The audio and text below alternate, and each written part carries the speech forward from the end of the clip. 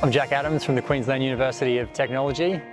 My research is around innovation, and in particular at the moment we're very focused on innovation ecosystems, so looking at particularly in the food systems and that system level. So the current project in Coffs Harbour was really born out of research that my colleague Dr. Oscar Dedehaye and I did back in 2020. We were trying to scope the Coffs Harbour agri-food industry to understand where there's opportunities for more value add and what some of the barriers are to building capacity in the region around food manufacturing. So we're very excited about this project that we're doing at the moment because we see a lot of opportunity in the Coffs region.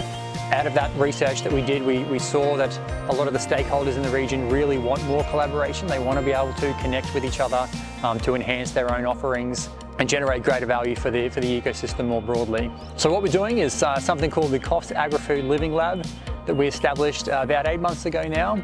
So we've had a few sessions focused on our very first initiative, looking at how do we design an innovation precinct or an innovation and logistics hub in the region.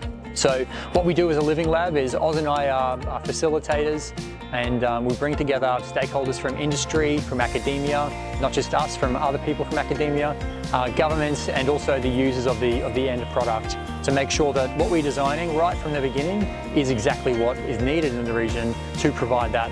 So understanding for each of these different initiatives that we have, who are the stakeholders that we need to hear from, and making sure that right from the beginning those stakeholders are engaged. So we're very focused on making sure that in all of these sessions we run, we have members from industry, from academia, from government, and also those who will end up using and benefit from these initiatives, and making sure that we hear their voices right from the start, so that we design something that will actually solve the problems for each of these stakeholders and provide meaningful benefits to the broader agri-food ecosystem. So out of that project back in 2020, we identified 4 key objectives that could help improve the value-added production in the region. Those 4 projects were to firstly design an innovation and logistics hub in the region that we call the precinct currently.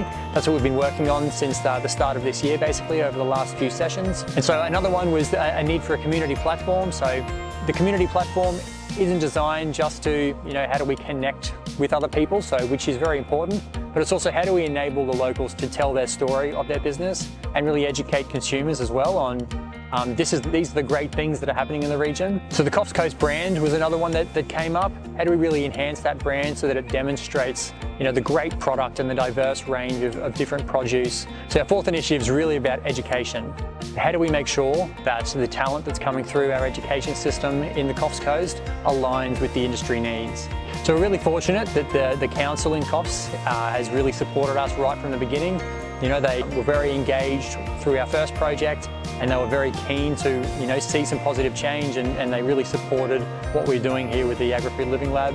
They've been a part of each of these living labs, and they've helped us with connecting with stakeholders, and the stakeholders really engage with them from that regard as well. We've also had a lot of great support from the Future Food Systems CRC, so obviously as one of the collaborators at the project that helped to bring this to life.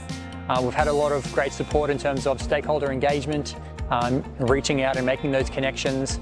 So the Living Lab methodology is really around co-creation, and so making sure that by having industry, academia and government and the end users of these initiatives in the room at the same time, is that we're hearing what the needs are, what the problems are, we're able to address what are the barriers and how do we get rid of those barriers from a government perspective, what's the latest research saying on these from an academic perspective, and making sure that these solutions are realistic and are able to be implemented for positive change into the future. Ideally, Oz and I would love for the Living Lab to outlive us. We've got a lot of very passionate people who attend our Living Labs currently and are helping to design these solutions for themselves in the region to make sure that it's solving their problems. And we see them being able to take on these projects themselves, utilising the tools that we have brought, and to continue to develop positive change